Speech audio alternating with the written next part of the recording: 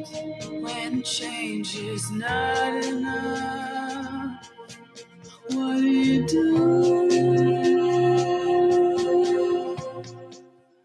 You're listening to the Be Forever Cool podcast. My name is Rex45. We're continuing in this off season, which really isn't an off season, to continue to talk about some of the MotoGPs of yesteryear. So as we dive further in 2007, I'm excited to continue to talk about this. So with no further ado, let's bring the guys in and see what they've been up to this last week. TJ, man, welcome to the show. How you doing tonight, man? Doing great. Can't complain. Besides just knowing that we're getting more daylight every day, getting closer Mm-hmm. to this bike season. Okay. That must be exciting for you. I mean, you didn't mention the Patriots or anything. What's going on, man? You getting nervous? No, man. No. The Patriots, we're doing great. Two more. All right. So let's see. We'll see if we can pull it out. But we're looking really good. I like it. Yeah, my daughter's a Bills fan, and she was not happy this past Sunday. So it is what it is. But it's like I told her, it's tough to root for certain teams. Yeah, somebody has to go down. There's some good football this weekend, but just cross my fingers. Patriots still in it. So yeah, sorry for your daughter, but Patriots on their way. No doubt, no doubt. Lewis, man, welcome to the show, man. What's good? How you doing this week? I heard about fire trucks on racetracks or racetrack. I had an interesting week this weekend, so I spent the last 6 days down at Homestead. I went down to the Yamaha Champ School event for 2 days. And then there was 2 days with N2 track days, and there was 2 more days with the Yamaha Champion Riding School. So 6 days in total. Weather was pretty good for the most part. It was a little cold one morning. We had a couple of flashes of rain. If you know anything about Homestead, if you're ever ridden there, if it rains there, get off the track. Don't go back on until it's completely dry, because that place becomes an ice rink. I actually had somebody crash in front of me. His back tire just nipped the blue paint, completely went around on him, high-sided him. Wasn't a good look. And then directly after that, when they were cleaning up the aftermath, there was some miscommunication between the corner workers, the emergency service, and I guess the track marshal or somebody. And somehow the track marshal let the advance group go out while there was still a fire truck between turn 5 and 6. So that's the kind of red flag you want to see coming around a turn. Good thing is that the advanced group with N2 is a lot of quality riders. Like you had a lot of fast guys. You had Tyler Scott there. You had Blake Davis. You had Stefano Mesa. Like you had a lot of really good riders, and they were right at the front of the pack. So when they come around 4 and 5, I mean, those guys are looking way downfield. And as soon as they came around 4 and 5 and they looked down and they saw the red flag, everybody put their hand up, foot out, let everybody know they're getting off pace. And luckily, disaster was averted. But man, some of these tracks just need to get their coordination together, man. Right. No, I completely agree with that. Let me bring everyone in. Let's see, what am I doing wrong here? All righty, let's do that. Yeah, guys, you want to talk a little bit about that as well, TJ, man? I know you saw some things as well. We've been at the track enough that we see some craziness.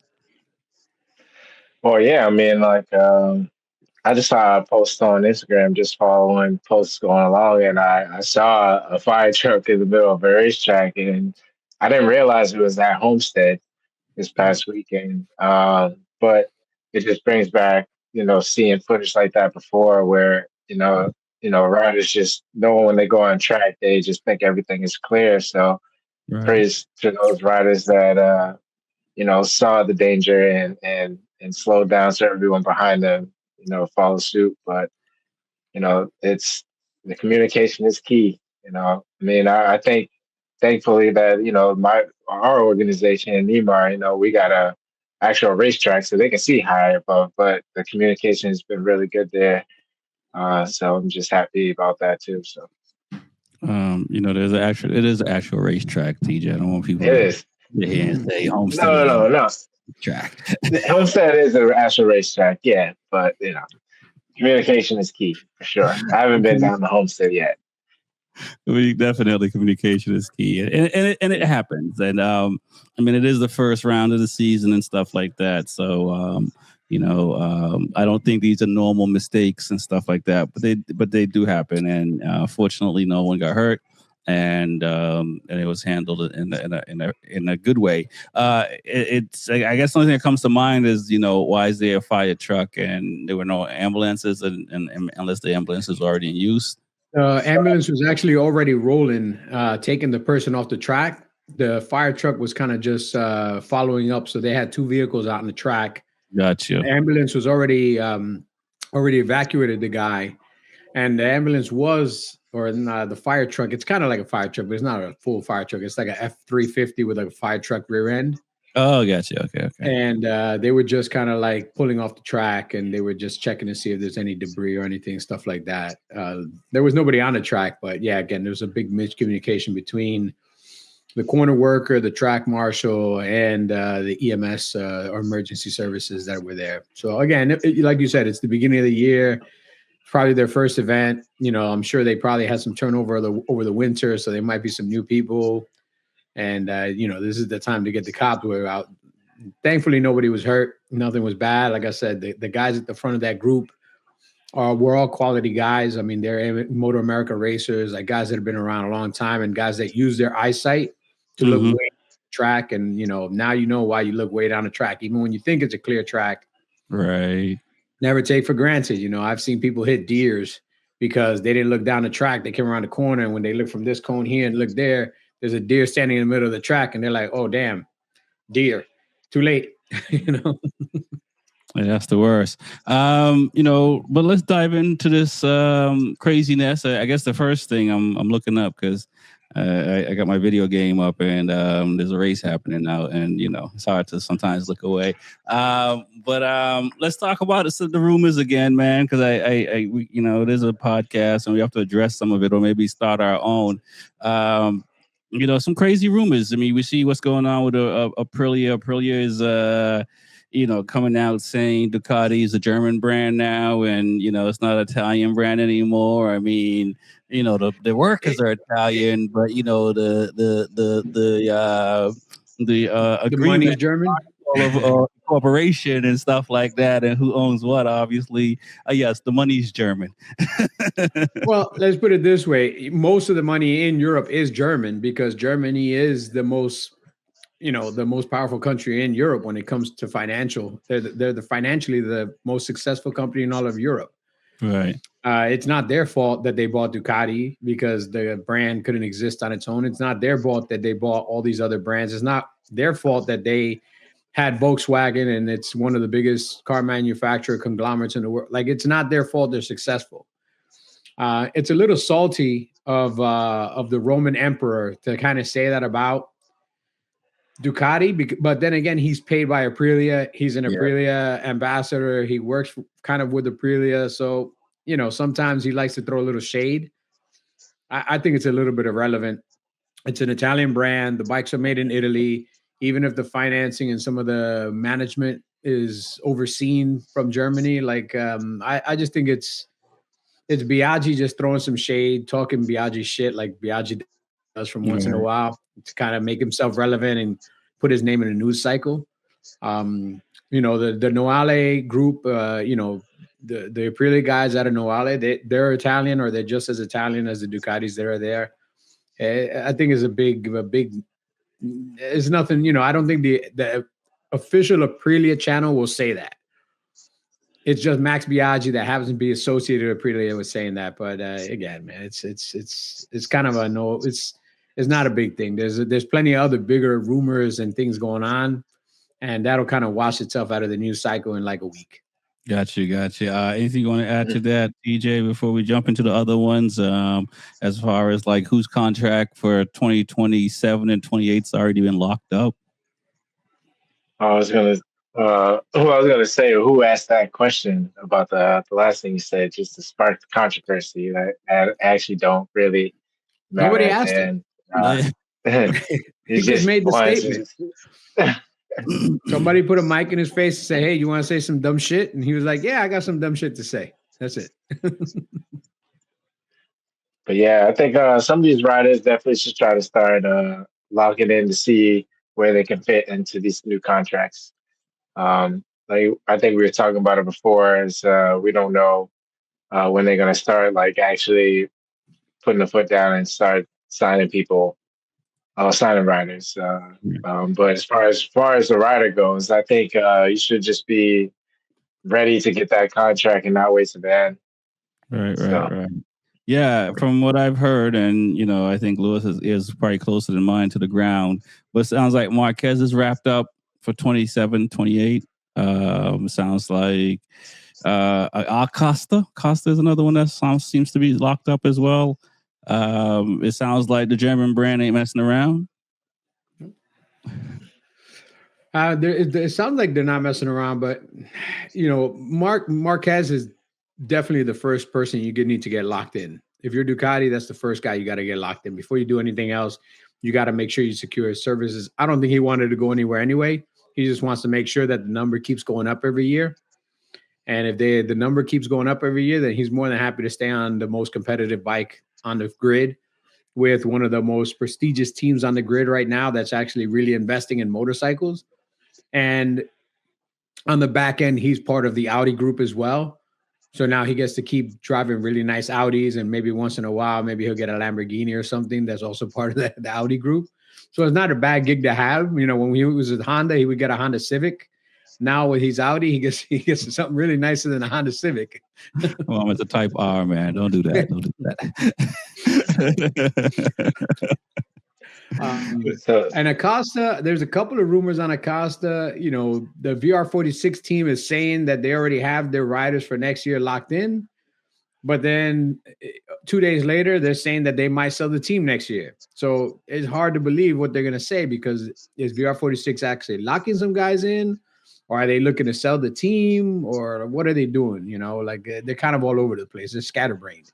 Well, I would say they're not. I mean, I heard that, and also, Rossi was gonna stop racing cars and focus on this team, and he just came out that he signed a read up another deal with them. So I don't think Rossi's trying. And they just opened up this, and more than I do, the Dainese Vibe store in not is it Emilia?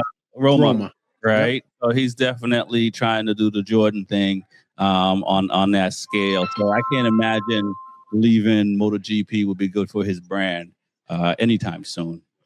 Yeah. No, he's always going to have some sort of footprint, but let's say they can get like a bigger group that wants to invest heavily, so they don't have to constantly be like the main backer, or they don't have to look for certain partnerships to float it. If they can find like a really, really strong sponsor to come in and collaborate with them, I think that's really what he probably wants to do more than anything else. Is I don't think he wants to sell the team. I don't think he wants to be out of racing.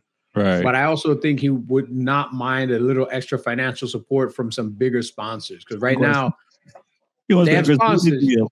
He's like, listen, Ducati factory can sign Furman Alligator. Why can't Ducati factory sign somebody for VR46? Yep. So yeah, it's a possibility. Who's going to pay for who? Who's going to pay these guys contracts? I don't think that we're going to see the same two guys in 2027 on the VR46 team. I don't think, unless Morbidelli does an incredible season this year or Digi season. I really don't think either one of those two guys has a guaranteed home at VR46 come 2027. I would say there's one seat available. Who's going to get it? I would say I think it's, but I can see them getting rid of both. But Morbidelli's really good friends with Rossi, so I think he'll probably get another year or two, but not both. I don't see both. But I think Digio will land a good home somewhere, because he's been more consistent as a rider than some of these other riders in 2026-7. I wouldn't be surprised to see him on a KTM, because I don't think Brad Binder will be around come 2027. So if Brad Binder leaves, like, that's definitely a spot where I can see a Digi going to KTM. Right. Who do we see going to VR46 though? Like, no, Rossi got his riders up in his back pocket. He's not trying to disclose anything really, but if the rumor is true, supposedly like Acosta's already on that spot. Yeah. If the rumor is true, that Acosta's already on that spot, like one of the 2 seats in 27 will be for Acosta, which will make the Ducati team super strong, but it'll make the Ducati team more Spanish than it's ever been. They'll actually have more Spaniards on Ducatis than Italians. Right. Like, I think if Pecco stays, he'll be, I think, the only Italian, like true Italian, on a Ducati. Because you'll have Mark, you'll have Furman, you'll have Alex, you'll have Acosta. Morbidelli, he's Brazilian. He just happens to reside in Italy. But like a true born Italian, it'll only be Pecco. Well, But I thought Valley wanted only Italians on VR46. He also wants to make money. And if you can get it's coming down to that, I guess. For a long time, Ducati always, their thing was they always had to have one Italian on the team. Yeah. But now they got Marquez, and he's making them a lot of money, bringing them a lot of attention. They're like, the bike's Italian enough. Yeah. And if KTM played a little bit of ball back in the day, he would have been already on VR46 Academy. Yeah. So, I mean, KTM's going to kind of block that from happening. You got to pay me everything. Pay everybody if you want them. Yeah. And then the other big one that I heard today was like the Pramac boss is kind of throwing the Ducati factory team under the bus, saying that they had a verbal agreement to give the spot that went to Marquez to Martin. And Martin thought that he had it. And that's why when he found out that Marquez had it, he kind of just was like jump ship completely and went to Aprilia. Yeah, I mean, I probably that makes sense. You know how I feel about it. I don't get cash. I think from a we'll talk about it in 07 and even 08 and other years, like they were loyal to a lot of dudes, but like for some reason Pecco and Martin, they kind of like Well, you know what it is Martin has not shown himself to be the most loyal guy in the world. So I don't feel bad that somebody's not loyal to him either. Okay. And Reese will tell you this. In racing, you will get promised the world. Until it's on ink and signed, it doesn't mean shit. Right. But I know a lot of racers that were promised this, that were promised that, they were promised this, they were promised that. And when the day showed up, there was no contract, there was no ink on the contract. And they ended up standing there with no ride or no this or no money or this and that. Like until it's in ink on paper, it doesn't mean squat. Right. But why punish the folks that have, for lack of a better word, outsmarted the big guy, right? The Martin, where it's in my contract. I mean, I'm not breaking my contract. It's in my contract. We see that with other players and stuff like that they got the right deal, but no one else can get that deal after them. And then their chances get pushed out of the sport, so they don't make the money either. I mean, it's a dirty business, man. It's a business. It's a sport, but every sport that makes money goes from being a sport to being a business. If you're playing baseball and you're 13 years old, you're playing a sport. If you're 22 years old and playing AAA baseball, it's a sport leading to a business. Once the business side gets involved, it's a whole different ballgame, man. I hate to say it, but it gets real dirty. Oh, no doubt. We're definitely seeing that. Reese, man, welcome to the show, man. We're past the rumors part, so let's, now it's time for you to tell us what you know. What's happening in the world of motorcycle racing in your neck of the woods, man? How are things, man? Man, everything is good, man. Just day 1 of testing, day 2 tomorrow. So that's about it. I mean, ready for the season. Nice. 2 riders. You'll hear the announcement coming here soon. Okay, all right. No butterflies, no nothing. It's just, just riding off the same energy as last season. As one crew member said, same team, same crew, same goals, better vibe. Okay, that's what's up. I say, hey man, it got to be. So that's what's up. All right, man. So I see you're not giving us much until things come out. You know what I'm Hey, saying? listen, man, that privacy note is big. He got a zip. You know, I gotta order my T-shirts, man. I'm trying to figure, on the people on the back. Privacy note, man. You gotta. Yeah, I don't know what you talking about. No doubt, no doubt. So what do we say? What are we hearing? Like in a couple of days, we'll hear something, or end of the month. No, I would say here maybe what's today? Today's Tuesday. I maybe say either sometime later this week or maybe beginning of next week. Is that Jack Daniels in that cup you drinking? Nah, I know Jack Daniels. That's a protein shake. I'm trying to keep my protein up. I'm trying to keep my weight up. We tried. Oh man, old age kicking in. Well, it happens. We'll catch it up to Lewis. It's not a good thing. How was you were on track? So what was that like after? I don't want to say dusting off the cobwebs, but it was different because again, this is only my second time riding this motorcycle after, close to 20 plus years of being just Suzuki all day. Analog Suzuki at that, like no, just a quick shift and nothing else. So the first session, just going out there and just looking at the corners, understanding the corners, everything like that. You can look at a track map all you want. You can look at video all you want until you feel the asphalt vibrating through the bike into your hands and kind of get a feel for how much grip the asphalt actually has and all that. That video is good for reference, but it really doesn't mean anything until you actually experience it. So the first couple of laps were good, just understanding the line, everything like that. Trying not to get anybody's way. The hardest thing, man, is just judging distance and timing. Like, it's not like I forgot how to ride. It's not like I forgot how to shift or brake or lean or take corners. It's always about distance and timing, getting your eyes and your body to understand in how short a distance can I stop from different speeds, because the longer I stay on the gas, the shorter I'll be on the brakes.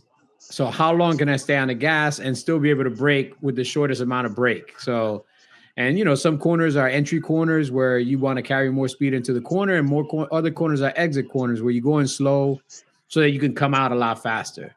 And an R6 has a different gear ratio than a Gixxer. So, I go into one corner, one turn, third gear. Nah, it's not enough juice. I got to go down. Go into the same corner, next turn, second gear, still not enough juice. I got to go down again. Go into that same corner, first gear. Now I'm coming out, and now I got a short shift because I'm starting to wheelie as I come out, but I'm getting the drive I want. So it's all that, man. But I enjoy that. I enjoy that, systematic way that I go about breaking down tracks and how to find my fastest way around. Because right. I can hit the apex, but my fastest way around, because the way I ride might not be the fastest way somebody else use it, but it works for me. And the weather good there? It was good until the afternoon. The one afternoon it poured, and one of the mornings it was cold. It was like 35 degrees in the morning. I was like, yeah, I'm not even putting tire warmers on for this. I didn't take the bike out of the trailer that day. I worked that day. Second session out was doing better. Lined up with the first group that went out, so I can kind of see what the guys in front of me are doing and see where I can find my way through. And then the last session was really good until I started seeing a couple of drops on my visor coming down the front straight. Started seeing more drops on my visor through 2 and 3. And that already kind of had me like, all right, when I come around here, I'm just going to put my foot up and hand out, because I don't know what turn 5 and 6 are going to look like. And that's like a long double right-hander where you're kind of motoring through on the side of the tire, giving it some gas. And I didn't hear great things about the rumble strips at Homestead. I heard that they were it was a mix of paint and Mazola oil, because they said if it rains, don't touch those things. Yeah, and sure enough, I'm lined up behind a guy. I'm coming around the double, but I slowed down a little bit. And the guy's rear tire just touched that blue line in front of me, man. The dude high-sided right in front of me. Luckily, I've been doing this long enough where I didn't just stay looking at him and run him over. Like I put my hand up, I put my foot up, I let anybody behind me know I'm coming off pace in case they're looking at my ass instead of looking in front of him, so that they know there's something there. And I avoided hitting him, avoided hitting the bike. Nobody else hit him. Thank God, nobody else hit the bike. But it was just one of those things that I was like, you know what, man, I'm gonna go have lunch. And then after that was it, man. I went out one more time, and I still got a lot to learn on an R6, man. An R6 is a much different animal than a Gixxer. Oh, you actually came over to the good side. You left that. Hey. Somebody owed me money and they gave me the bike. you left the squid side. Somebody owed me money and they gave me the bike. And after I put that much money into building it, I was like, you know what? I'm going to enjoy it. Yeah, you got it, man. They're nice bikes. Oh, no, they actually, I never said a bad thing about R6. I still think for a 600, the R6 is probably the greatest 600 that has ever been built. Hands down, no other 600 can touch that bike. And I'll go back to, I don't know what year it was, but I think it was Cal Crutchlow was one of the last guys to win. Because for a long time, Honda was dominating World Supersport for some reason. I don't know why. And Cal Crutchlow took a 2-year-old bike that nobody had used that was an R6, and he went out there and won the championship just to show you how good that platform was, that a 2-year-old bike would go out there and just clean up. And to this day, if they didn't stop producing the R6, I think the R6 would still be winning World Supersport. Hands down. I think the R6 would run circles around the Ducati V2 and it run circles around the R9 all day. Yeah, you got some points there, no doubt, for sure. It's a nice bike, so I guess you won't be getting a V2. Nah, I ain't getting no V2, man. I like bikes that when I crash them, I can find the parts in the paddock and not have to order them from Bologna. Fair enough. Speaking of, let's jump into the 2007 season, guys. We'll get an overview from each of you of what you thought. We coming off of 2006 where Casey Stoner won it. Pedrosa was able to finish second overall, beating Rossi out. You got Hopkins and these guys are starting to come into their own in 07 and stuff like that. And then so we get into this is 06, so we get into 07 with Ducati. Casey Stoner left Honda, and he's now on a Ducati for the first time and stuff like that. So we'll go around before we dive deep into it, man. We'll start with TJ. Looking at 2007, what are your thoughts, man? I mean, the dogs are coming out. These new guys like Pedrosa. I mean, Stoner's been out there, but like Rossi has, he's the top guy. He's the one. I mean, I know Nicky Hayden just won the championship, so you're looking at some guys that can be up front. And man, Casey Stoner, that guy, did not expect him to win over 10 races. And there's one thing that was pretty cool. Like, I think he started a trend. Like when he was winning Grand Prix, he just wheelie going down the straight. And then towards like the end of the season, like everyone started just wheeling across the line as they were finishing. So man, that was happening. I know that was happening, but I feel like I seen it way more this year. And it needs to come back because now I see it's just like the first place guy or the second, and then everyone else is just finishing because the times are so close. But it was just cool to see. I thought it was a pretty good season. He definitely dominated. Right. I guess I should say Rossi was doing it because he was doing most of the winning for some years. What are your thoughts, Lewis, on overall season going back into the fog cabinet for 2007, man? It was a great season. I don't think it was like one of the most competitive seasons outside of the top 3 or 4. The competition level, I'm not going to say the competition level was low, but there was so many retirements. Like, there's dudes that didn't even finish half the races in the season. There was a lot of guys that would like have maybe one or two spots of bright light and then just disappear for the entire season. Suzuki, even they came in fourth in the championship. John Hopkins had the consistency of oatmeal, like just not good at all. Outside of the top three, everybody else was kind of just fighting for anything off the podium. And then the other thing that kills me about this season is this is one of those seasons that I'm like, man, this could have been a Danny Pedrosa season. This could have been a again, the greatest rider to never win a championship, hands down, Danny Pedrosa, man. I don't think there's anybody else that is as good as him that never won at least one championship. It's just the dude came in at a time where it was just sharks, and every year more sharks joined in. Yeah. 2 years from now, you're gonna have Jorge Lorenzo join in, another shark, and then a couple years from now, you can have Marc Marquez join in, another shark. It's like Danny Pedrosa just came in at the wrong time, man. Yeah, we're gonna talk more about that wrong time. We're gonna give Reese some time to talk about it. I mean, you heard Lewis there talk about it just didn't feel right, but as we're gonna talk about, and you're a technical guy, tire manufacturers mattered in 2007 because them boys on their Michelin's, boy, you know what I'm saying? The bike mattered. We saw a lot of jockeying for positions as far as who wanted to be on Honda, who wanted to be on Yamaha. No one really thought, even though 06 and 05, the Ducati was winning, no one thought Ducati was going to dominate the way it did. How did it look to you for 07?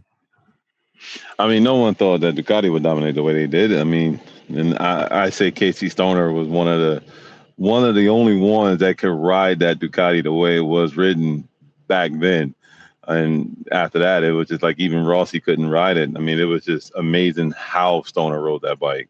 And, the season itself was great. The riders were good, and I 100% agree with Lewis. Pedrosa just was one of those guys that was a hell of a rider and just couldn't win a championship, just couldn't get over that last freaking hump just to win it. And it's just sucked. I mean, and then you had all these other guys coming in, the aliens, as you call them, just here comes one, here comes another one, here comes another one. And it just sucked to not see him get it. And he should have won it. But the level of riding that was there at that time was just phenomenal. It was an absolute, because it was not even, think about it, it wasn't that much electronics. So everything that these guys had to do was in the twist of their wrists. Right. And tire choice. Let's talk about it, because Pedrosa was upset that Honda stuck with what they stuck with. And, we saw that with Rossi. That affected him in, I believe, in 06 as well, with his struggles. So, I mean, right. I don't know where they were getting the rubber from, but man, from a rubber tree, I guess. I mean, rubber does play a big factor in it, because you got to go from tire temp to track temperature, air temperature. There's a lot of things into it, and then you're taking the core temperature of the tire when it comes in to see what it drops. You got to understand that tire is going to spike to a certain temperature as you're sitting on a tire warmer. But as soon as that tire touches that track, it's going to drop. Right. It's going to just drop completely. But then as it goes around a couple of times, it's going to go back up. But you want it to go back up to where you can see it, and you look on the data, you can see a consistent temperature all the way through. Right. What are your thoughts on that, Lewis? And I want to add something else as far as, you talk about the season. I mean, Tony Elias had some good races. Barros had some good races. Colin Edwards had good races. Hoffman, some of these guys, Ant West. I mean, they had flashes of like, oh man, but not to sustain the whole season. I think that was the biggest thing. But what do you want to add about tire choices and just how we can see where MotoGP has just gone to one brand, so that way teams can't really say it's the shoe. Yeah. Well, I mean, if you look at this season, Okay, across all the races, there were only 2 races where everybody that started finished. After that, there were 52 people or 52 times riders did not finish races when you put all the races. So there's only 2 races where everybody finished, and there's at least 3 races where 5 or more people didn't finish. So this is a lot of retirements. And then if you look at almost all the guys that are retiring on a consistent basis, they're on this one particular tire that's not a competitive tire. Yeah. By a lot of seconds. So that's a lot of, that's a lot of body work because somebody decided this tire company is paying us a little bit more money than this other tire company. So we're going to stay with this tire company. But then at the end of the season, what did you do for your team? If that other company might have been charging more for the tire, but look at where their guys are finishing. Look at how their guys are finishing. And look at how many times we're picking the bike out of the kitty litter and changing body works and clip-ons and swing arms and everything else because these tires suck. And there's a positive and negative to that. And, Reese could even tell you about this. When you have a single tire manufacturer, that means that you don't have any options and you don't really get contingency from that tire manufacturer because that tire manufacturer is paying the organization to be the spec tire. And then each of the people that are using that spec tire have to buy that spec tire. So now the tire manufacturer doesn't have to work with the teams to negotiate either a deal to pay them to use the tires or negotiate for better pricing. This is the pricing. Everybody pays it because they know that you're a captive audience. You have to use that tire. Right. And, so when Dunlop is the official tire of Motor America, they pay Motor America a good amount to be the official tire. And they, obviously there's contractual agreements. They're going to be at every event. They're going to bring this many tires. They're going to do this. They're going to do that. But then every guy that goes to race a Motor America weekend needs to show up with, what are you talking about, Reese? $6,000-$7,000? In your case, probably a lot more because you're going through a lot more tires than, somebody that's only doing 3 or 4 events the entire season. I would say about that. Yeah. I mean, we show up with a couple $1,000 each, season for us. So tires. You got 2 bikes, you got 2 riders, you need I think it's 7 tires a weekend or 8 tires a weekend, 2 qualifying. Yeah. Like what's the minimum? The minimum that you can purchase from them? Because I know there's a minimum and then there's a maximum also. I think the minimum is 7. I mean, we have gone through almost 20. But there is a max. Like you don't get over a certain allocation. So you got to make them last too. But think about it. So now this company knows that they're going to make this much money on tires. They're going to get this much free R&D. They're not going to have to negotiate with any teams. They just connect with Dorna. They give Dorna a nice little pot of money. Dorna makes them the spec tire. So it does take away from the ability for the teams to make some money. But again, if the tire manufacturer is allowing you to make more money, but you're finishing in last place, if you finish, if your rider survives the season without killing himself, I mean, the Pugne this year had 1, 2, 3, 4, 5, 8 retirements. Carlos Checa, 5 retirements. Yeah. Kenny Roberts, 5, 6 retirements. Loris Capirossi, 4 retirements. I mean, even Valentino Rossi had 3 retirements, and Danny Pedrosa had 3 retirements. The only guy that made it through the entire season, I think there's only like 3 guys that made it through the entire season without either without retiring or without withdrawing for whatever reason. And just think about it. These guys are getting tires that you can't even purchase over the counter. Yeah. These guys are getting asymmetric tires. You got a medium compound on one side and then a soft compound on this side and then a different compound in the middle. Yeah. You're getting a different compound where like we here in America, we'll just get one compound. And this was at the time that even on the street, if you had a 2 compound tire, you were pimping. You got the right. If you had you were buying the Michelin 2CT, the Michelin Power 2CT, 2CT, you got 2 compounds. Damn, he's a baller. I got hard in the middle and soft on the side. The good old days. So in 2006, Stoner finished 8th. In 2007, he wins the first round of Qatar in fashion. He struggles in the second round. Rossi bounces back.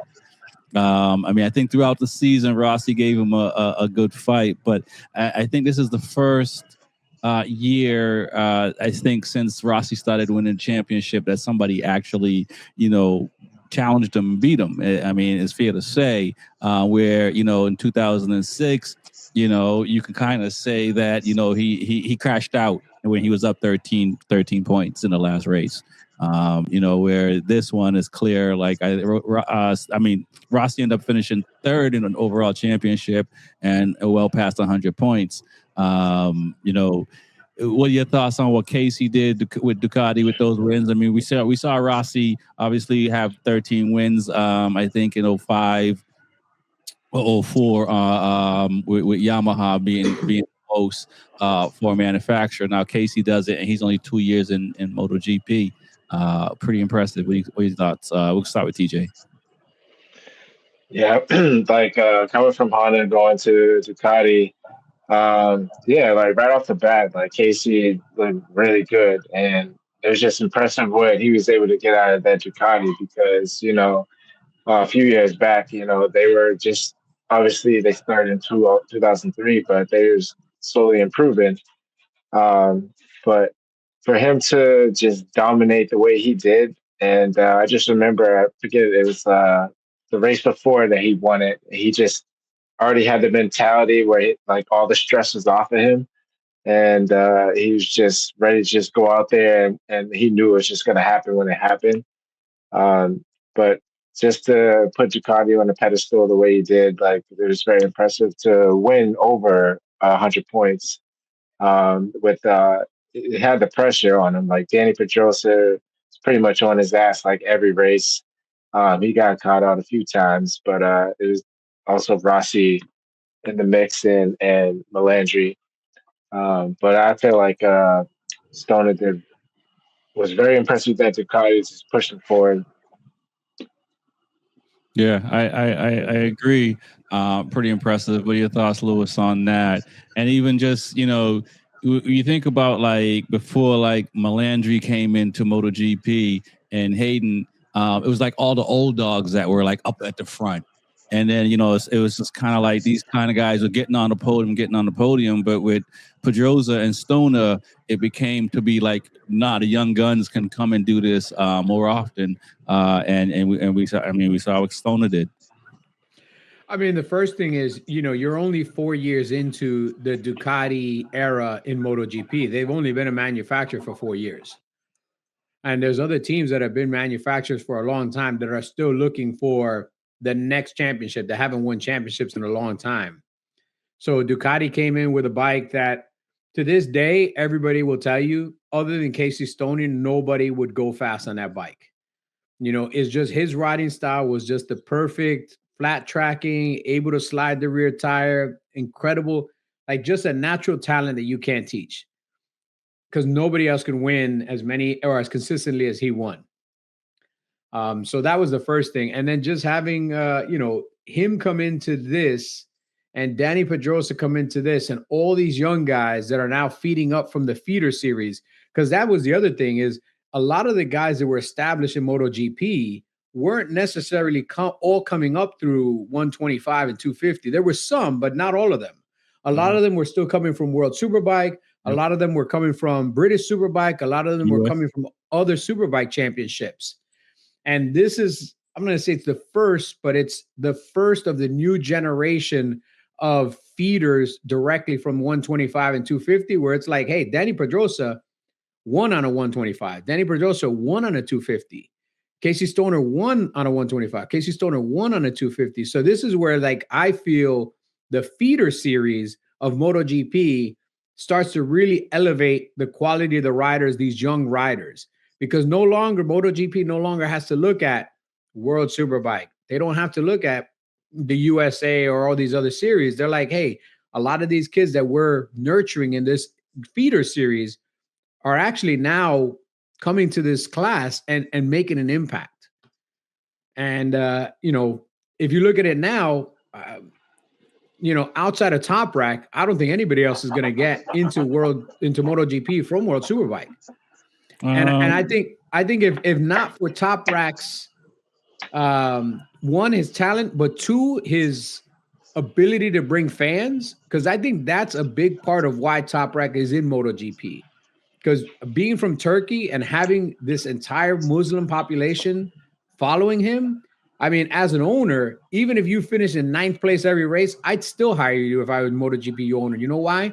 Because you're opening up to this giant new segment of the industry that nobody's catered to. And now I'm the only one catering to it.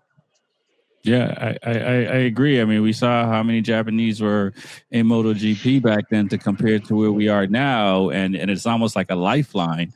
So that's definitely different to see. Reese, man, I mean, we saw, a second-year guy win the championship.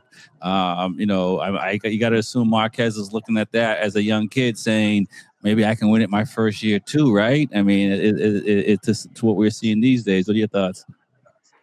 I mean, definitely he's probably looking at that coming up. I mean, if you watch, I can't think of that movie. I think it was like, Hitting the Apex, when they was like, there's a young kid coming up, and he even said he used to watch Rossi. He idolized Rossi. He idolized these guys coming up, Stoner and all that, watching these guys. So to him coming up through the Moto 3, the Moto 2, and the 120, all that, the feeder system, he was aiming for that, and then his dad groomed him, and he just was that good. I mean, you watched him in Moto 2 come all the way from the back and win the championship. So he was already groomed from that feeder system to do what he can do in the GP era. And to watch a guy like Stoner, come in and dominate, like Lewis said, there was nobody that could ride that bike like a Stoner. And he was the only one.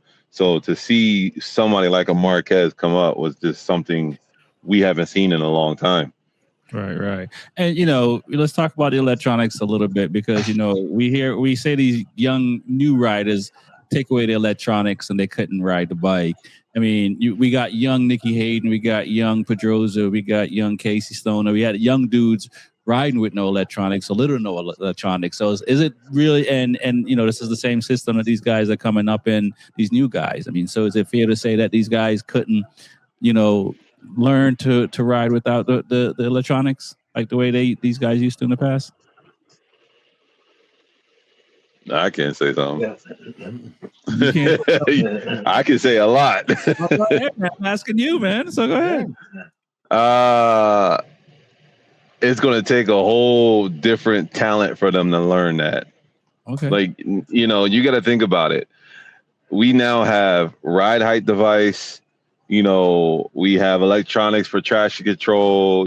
Pretty much all these kids do now is twist the throttle and go. That's a lot of what they're doing. Twist this throttle and go. That's like if you actually listen to the guys besides a Marquez, besides, I think it was maybe Quattro, not Quattro. Yeah, Quattro. Acosta's using when they were. No, I'm saying, but when they were talking about Top Rack.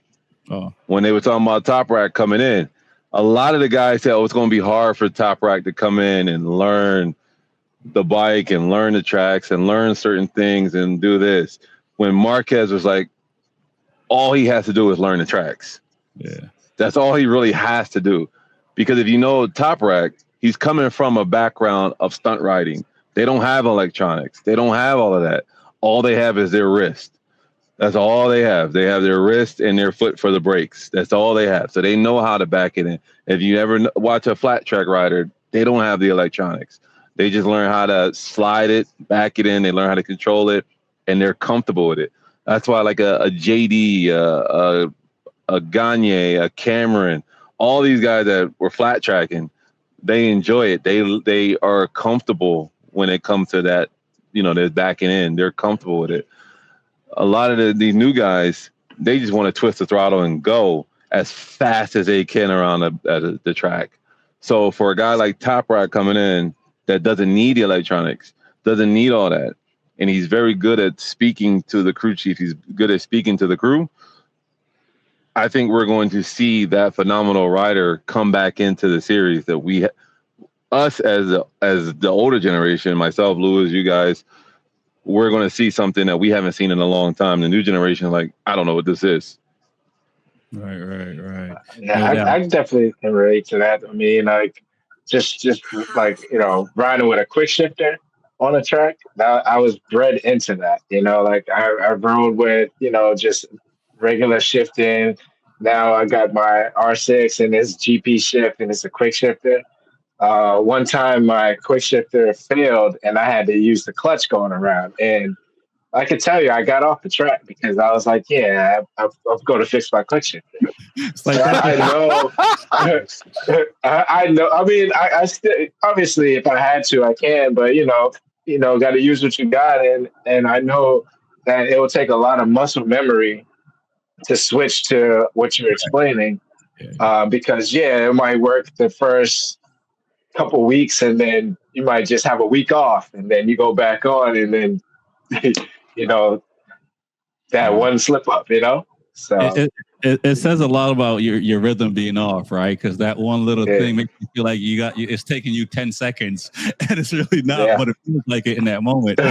Because it took me a while to get used to a quick shifter, because I'm used to just floating it, like just let off just a little bit and just click it in the gear. The same thing you do in a car. You can float a gear. I can float a gear in a truck. I can float a gear. Now you got a quick shift. I could just stay on the throttle and just click, click, click. Oh shit! I could just come, So I don't need that quick shift. I'm so used to it, but the quick shifter makes it so much easier and that much precise. But it's like, so you got to like train your mind, train your muscles, and like, okay, I got to switch this up. Lewis, I'm sure you want to add something before we get into Valentino's woes, which I didn't realize he had. But he had tax issues back in the day. But anything you want to add about the quick shifter, since you were riding the R6 this past weekend, you had your Translogic installed? I tell you what, man, I would have disconnected it if I could have, because I would have gone faster just blipping myself, man. Like legit one. It's I came up without a quick shifter. Like my quick shifter was blipping the throttle and shifting, blipping the throttle, shifting, blipping the throttle, shifting. Like I did it myself. We didn't have fancy things like round tires and shit. We air brakes. So we, I grew up at a time and I came up at a time we didn't have any of that. We didn't have fuel injection. Everything was carbureted. We had to take our carbs apart all the time and rejet them and do all this stuff to try to get them to run right, because we didn't have fuel injection. We couldn't just hook it up to a computer and drop a file, and all of a sudden my, throttle response is crispy. Nah, man, I had to go in there, I had to pull the wires, I had to change the jets, I had to do all this crazy shit to get like 1 horsepower and just to make it smoother. So I don't know, like I think some electronics are important, because especially as electronics that add to safety, because you can't ride a 200 plus horsepower motorcycle without traction control. You can't ride it safely. Let's put it that way. And if you couldn't get the most out of it possible, because you need that, because you're as good as you are in your throttle, a computer is always going to do that extra little bit and sense the front tire overspinning, sliding at the lean angle, blah, blah, blah, blah, blah. Like, we don't have as many high sides as we used to have because of this. But electronic saves you on tire bills. Yeah, but with that said, as soon as one of these new boys with all this fancy electronics, as soon as the electronics break, they get off the track. They don't know what they're doing. And that's when I'll come by and I'll blip, blip, blip, downshift, downshift, downshift, brake. And be like, why are you going so slow? Oh, your fancy shit broke. Don't depend on your fancy shit. Wow, man. Or one of them malfunction. That's when it's to the moon. Yep. If you ever played the old world Superbike game, in the old world Superbike game, you would have to complete rounds with something broken on your bike. And you would have to figure out how to get around the track with something broken on your bike. And sometimes it'd be that your tire wear is really bad on the left-hand side. So when you go to do left-hand turns. So if you find, for you guys, the old World Superbike. I think for me, it was like my first World Superbike game. But they would have different problems, and you would have to learn how to ride around them in the game. I don't think And it was like, oh, this is like real. For me, it was like, oh, this is real shit. Like sometimes you are out there and the side of your tire is a little messed up. So you got to like, can't lean too much on this side. So I got to make it up on this side. Right. That's why the R6 is the perfect bike. Yeah. Let's talk about Rossi. You know, Rossi, he fought for that 07 championship, but I didn't realize he had issues, taxes, and the Italian media was on him and stuff like that. I forgot that he lived out in the UK for a while, so maybe because he was a UK boy for a little bit, he was starting to think he was proper or something like that. You know, what are you guys' thoughts on that? And also, you know, towards the end of the season, he broke his right hand and still raced. Didn't have to, but he still went out and still had bike issues, which is, you know, you think the hand is the thing that's going to make you pit. Let's start with TJ. Yeah, I mean, so I probably didn't listen all the way through to know about all the taxes and all that crazy stuff. But I mean, can you not see it coming? This guy's been winning every year. Somebody wants a part of Rossi, you know. So, listen, them dudes in the commentary box, man, they can run their mouth. Man, all you gotta do is just listen. They tell you everything. They be saying some good stuff, man. But yeah, I missed that part. But yeah, he had some woes this year. I mean, like with the bike and just performance overall.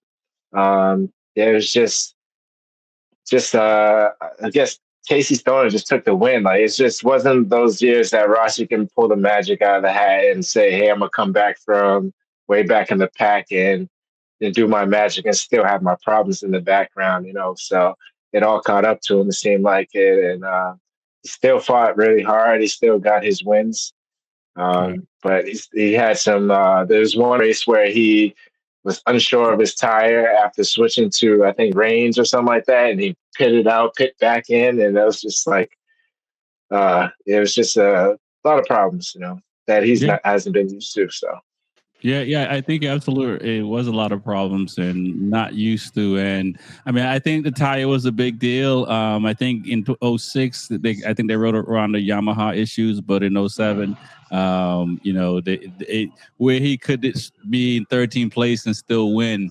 I think he was fighting for like fourth. In 07. You know more about this than the rest of us, I'm sure, Lewis, with the tax issues and what went down. And I mean, at this point, he's 28, 29. So, I mean, I don't think I knew I had to pay taxes at 28. Well, I did, but you know. You knew. I knew. You knew, or the government would remind you. You know what? Tax issues are a really unique thing, not just here in the U.S., but in Europe, they're really, really unique because, for instance, in Spain has a really, really high tax rate. That's why a lot of the Spanish riders move to a certain part of Spain, which is outside of the normal tax zone. So this is why you'll get right now, you know, Jorge Lorenzo this past week spoke about one of the reasons he retired is because he had these tax evasion charges on him that were actually like causing him a lot of stress. Like he was so stressed out about going to jail, about possibly having to pay $100 million in penalties and everything else that will weigh on you as an athlete, you know. So for Rossi to have this over his head while he's having issues on the track, while he's, you know, going through this other thing, these outside distractions are heavy. And what it is if you move from your country, just like here in the US, if you move from your country to another country and you change your citizenship and you're making all your money in that country, your birth nation can't get that much taxes. But in Italy, just like in Spain, unless you completely denounce your residency, your citizenship, no matter where you go in the world, you got to send a check back home. And so the Italian, you know, government was like, hey, you know, this guy made this much money between here and here and here and here, and we're not seeing the right amount of income. And even though he's claiming his residency is outside of Italy, he still owns property in Italy. You know, how do we know he's actually living there all the time? Because again, you could be traveling back and forth, have your house here, have your house there. So the Italian government and the Spanish government does this too. Like they're always looking at high profile people, unlike here in the US, where if you're a billionaire, you don't have to pay shit. But if I owe you $50, you come and kick my house down and drag me out of my house in handcuffs. It's fucking crazy, dude. Like Elon Musk, I think pays like $8 a year because he technically doesn't own anything. You know, he doesn't have any money. All his money is in monopoly money in finance. It's in the ether. So, you know, he doesn't pay taxes. I don't have that. And at this time, you know, like right now, Rossi's also recently, it's come out a lot that him and his father have had a big break in their relationship over money and over management and over contracts that were signed a long time ago. And this is, again, this ongoing thing where the business side of this sport can get really, really dirty if you don't have the right people in your corner going through these contracts, reading them, understanding what they're doing. Like, and then you get a lawyer to watch that accountant. And then you get another lawyer to watch that lawyer. And then you get another lawyer to watch that lawyer that's watching that lawyer that's watching that accountant. And then you get another accountant to watch the accountant. Because it's like, if something, yeah, because well, the thing is, when you're dealing with hundreds of millions of dollars, if I make 5% disappear, you might not notice it. But 5% of $100 million, I just made $5 million just by, I'm just going to put this in this account over here. Here you go. You know, $5 million just disappeared because I hit a 3 instead of a 7 on the account number. You know, so you gotta watch yourself. And when you put this as part of an athlete's everyday thing, like an athlete doesn't want to deal with this, man. I have to work out. I have to stay in shape. I have to go ride a motorcycle. I have this other thing to do. And I'm expecting that these people that I hired to do this thing that I'm asking them to do for my finances are going to do the right thing for me. But as soon as I turn my back, they're stealing from me. They're putting me in financial risk. They're not doing the right thing. They're not paying the bills. They're not doing everything that I really hired them to do. And I think this really weighed on him that year. And, you know, once you get this monkey off your back, you'll get better. But, you know, if you've ever had any legal issue with either the government, especially with the IRS, man, you could kill somebody and get away with it. You don't pay the IRS, your ass is going to jail. You know, ask Wesley Snipes. So I think this all kind of did also hurt him this season because he did not have that swagger. He wasn't as strong in every round. And I think he was just a little bit mentally worn by the end of the season. I'm sure he was happy to see it end. And in 2008, they came to a settlement agreement where he paid off a big lump sum of money, and it kind of just washed everything away. It got him back into the graces of the Italian people, because that's the other thing. If you don't pay your taxes, the actual fans in Italy, they'd be like, oh, wait, I love you, but you got to pay your taxes. Like, not like here, man. Here's it's a whole other game. So was it like a few years that he didn't pay, or is this like every year? I believe it was 5 or 6 years of revenue that he had to pay for. So I think it was from 2002 to 2007 or 2000. Yeah, it was like several years that he had to pay. It wasn't just 1 year. And I think they ended up settling because if they had actually gone to court, he could have been on the hook for over $100 million. And I had to say, you know, everybody thinks Rossi is a billionaire. The dude's only worth like $250 million. If I got to give half my shit, I mean, at that point, get divorced for your wife, because if you're losing half your shit. Yeah. So basically, he was paying something, just not the extras or something like that. Not what he should have been paying as a citizen, because he was trying to use this tax shelter that he lived in England. Yeah, so somebody told him like, yeah, you put this address like New Hampshire, you know, people be register all your shit in New Hampshire. You don't pay taxes. Yeah. So yeah, man. So 2007 is the the end of Burroughs. Checker, I believe, in 2007 is heading out. Roberts Jr. Is heading out as well. So, again, with the changing of the guy, Caparossi, I think he's going to Superbike at the end of the year at this point as well. And these are guys that were, I mean, they Caparossi was in MotoGP for like 18 years. Yeah. These guys are around for a long time, where we don't see that as much now. We had a period of time where people were coming in and out. Also Kawasaki was looking good. I mean, 2007 was a good year for Kawasaki. They signed Hopkins for 2008. Suzuki's looking good. Grassini is kind of Grassini. Pramac is kind of Pramac, not like all these other three names kind of thing.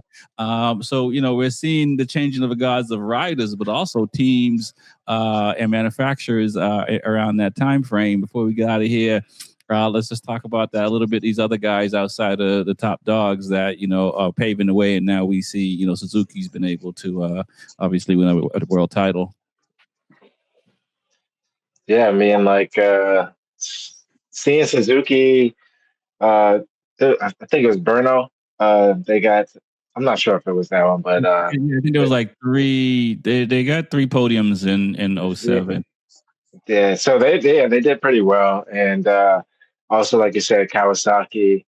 And I just wish like somehow they can find their way back into MotoGP just to get all the manufacturers in. But yeah, like these older riders that were in the game for so many years definitely paved the way for us. And as you see, like the competition, as like we were mentioning, like every year there's a new shark coming in, so like it burns them out, So like Caparossi in 07 actually had a couple victories, or I think he got one victory on Ducati.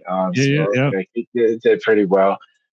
So yeah, it was just, I know for you guys just watching them all the time, it's like sad to see them go, but it's like me watching Alicia Spargo, what I'm saying? And it's like or it's just like what's the name of VR on VR46? Can't think of his name right now. Which one? Your guy Rexy. Morbidelli?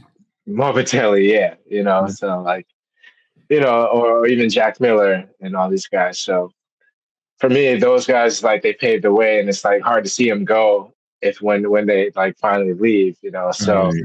It's kind of really important to the history that they brought out. Yeah, I agree, because we see these names now when they show up in the paddock and stuff like that, or they're working for teams and stuff like that, and they'll rattle off their stats, but it's one thing to hear the stats, and it's another thing to go back and watch it and see what they actually did and how they did it. Nice, for sure. Yeah. What are your thoughts, Lewis, on these other guys? I mean, the rest of the guys outside of the top 3, I mean, this is, we still have a good amount of Americans in the class. So, I was following it because we did have a good amount of Americans in the class. I was looking forward to seeing where John Hopkins was going to go. Definitely looking forward to see, what Nicky Hayden was going to do following up, what he had done the year before. Colin Edwards was still Rossi's teammate, still on a Yamaha. This Colin Edwards is like a true and blue diehard Yamaha guy. I think his entire life at this point. I mean, I think the dude is just tied to Yamaha at the hip. Just another guy. I mean, even his ranch now. His ranch now is Yamaha's. Yeah, it's a Yamaha. Yeah. So, and we still had Curtis Roberts, and we did have a wild card with another Hayden, with Roger Hayden on a Kawasaki. Yep. So we had that American feel was still there. We still had a good amount of Americans, but then outside of that, like Christopher Mullen is a guy that I really liked. Honestly, I think he had the coolest showy helmet design. All right. for the longest time. I just liked his helmet, man. That and the fisherman cap. Yeah. I just like the dude's helmet and everything else. So that's one of the reasons I followed him. I didn't know he was Australian or anything. I just knew he had a cool helmet. Marco Melandri was a guy that I also liked, mainly because of his wife. He was only 4'2", but his wife was like 17 feet tall, and she was hot. Wait, like out of it. If he wasn't famous, no chance he's got with that. None, bro. But I was watching because every time she was like holding the umbrella for him, I was like, it looks like she's holding her child. He looked like he's 7 years old. What's crazy is you would see Caparossi and some of these guys who haven't won that many titles, but have, podiums in a stretch of like 10, 15 years. But then you look at, is it not Melandri? And I think it's Melandri. He got like 18 podiums in like 3 years or something like that. His stat was crazy because he got a lot of, 18, 20 podiums in a shorter period of time than some of these good lifers. Yeah, but he came in. He was, Loris Capirossi. I mean, he's at this point he's kind of like a internal MotoGP legend. He's actually, I believe, he works for Dorna as like the safety Yeah, advisor safety. or something. Yeah, yeah. So like he's just one of these guys that found a career in motorcycle racing that leveraged his talent. But even he would tell you like his talent did have a cap. There were certain tracks he was really good on. There's certain bikes he was really good on. But Marco Melandri, I mean, he was a killer, man. He came in as a killer. Like from the lower classes, he was already a killer. He just needed like the right team and the right bike. But it was crazy that he came in and in such a short period of time, even though he never won a championship, he made an impact. He was competitive at the front of the spear. He wasn't, competing for 9th and 15th. He was always top 7. Yeah, he was one of these guys that was pushing Rossi early on, at least for some races, not a whole season like Casey did, but definitely some rounds. I think a lot of these Italians really, as much as they admired what Rossi was doing, were always also looking at him as the target. So you have your target on the track, then you have your target within your teams, and then you have your target nationally. So like the Americans were probably looking at Nicky of like, hey, if I could beat Nicky, at least I'm the fastest American. If I'm on a Honda, if I could be Nicky, I'm the fastest Honda. If I'm an Italian, it's the same thing. If I could be Rossi, I'm the fastest Italian this weekend. If I can do this, so there's all these little championship and mind games and competitiveness at this level, man. These guys are all racing for something. Like they all have their own championship going on in their head, Yeah. No, for sure. But it was great to see, like, all the faces that were here. Alex Hoffman, that guy had been around forever. Carlos Checa left here and went to World Superbike and started a second career that went on for a long time, and he did a lot of great things over there. Tony Elias, he stayed in the paddock for a long time. Eventually, he got demoted, but Tony Elias is the first Moto2 champion ever. He actually ends up being the inaugural Moto2 champion with his crazy riding style. It turns out it was perfect for Moto2. It just wasn't great for anything else. Yeah. So he goes right here. So he goes dive bombing in whatever, he was dive bombing. 2011 or whatever, right? Yeah. So even though some of these guys are leaving the paddock in the next year or two, they still go on to have great careers other places, like they don't just leave the paddock and disappear. Like, Alex Barros, he's going to have World Superbike. Colin Edwards, he's never going to win a race in MotoGP, but he stays around long enough where he can retire with a big fat check. Loris Capirossi ends up working for MotoGP. Melandri leaves, goes to World Superbike, becomes super competitive in World Superbike on the Aprilia as well as on the BMW for a long time when BMW first launches. All these guys leave here and go somewhere else. Anthony West is going to have the coolest paint job for a long time that everybody's going to want to replicate on a bike. Michel Fabrizio, he's going to go on to be the guy that takes more people out in World Superbike than anybody that's ever existed. He's got like another whole career that he's got going. They don't call him the human torpedo for nothing, bro. Michel Fabrizio. I mean, Lewis is right, though, because if you look, they said Miguel Oliveira had the fastest time out of all people right now. Yeah. In World Superbike? His World Superbike. Yeah, he's the fastest guy out there. I can see that. So he could have a great career over in World Superbike. Yeah.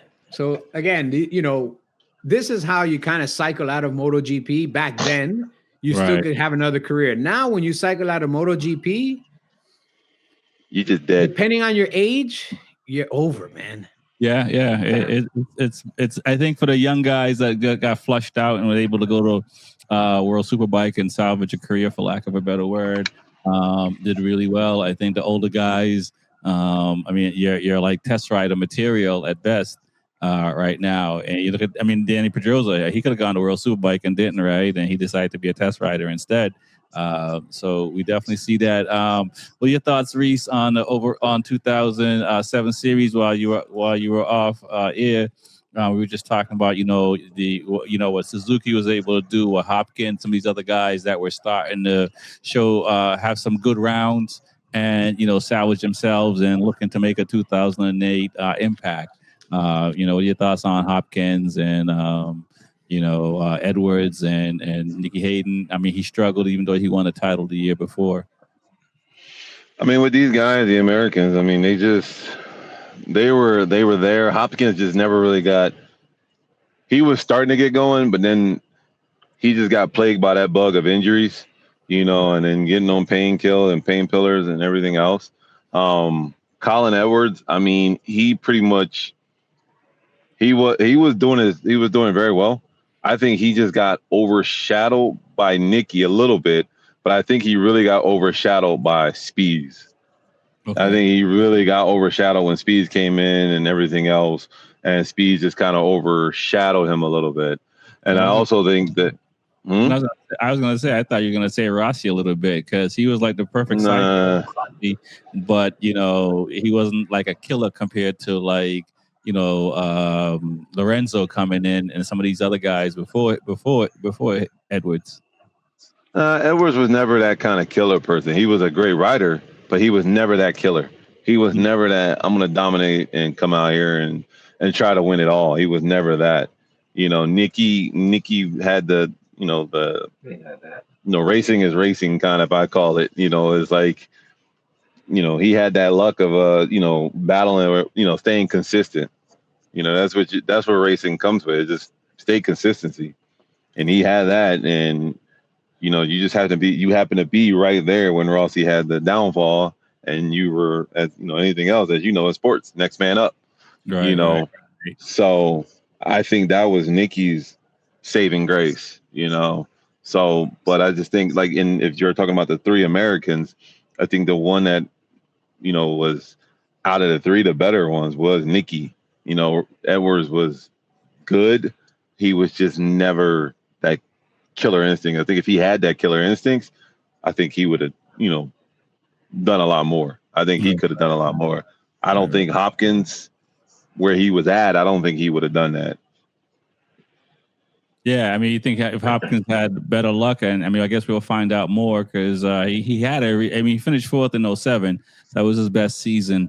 And I guess we'll find out about the injuries in 08 or what's to come and stuff like that because it was tough. I mean, between him, Speeds, these are guys. These are the last guys in MotoGP, and they were plagued with a lot of injuries. Right. I mean, you got to think, and I think Hayes has said it one time. The chassis on the bike is completely different. It's lightweight. It's easy to flip. It's easy to turn. I think even Garrett said that.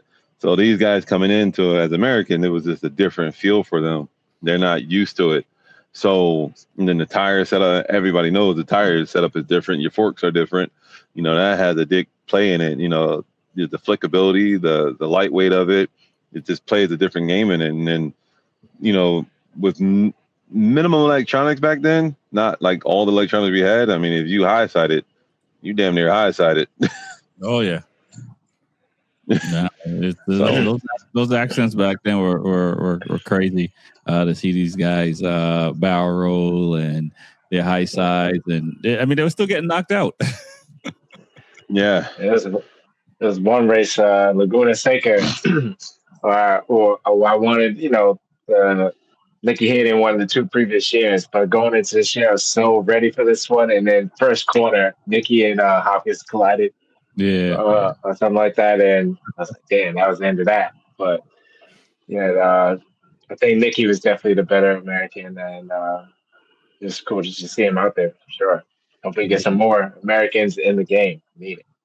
Oh yeah, I hope so, man. Did we miss anything before we get out of here, guys? I think we got a lot in.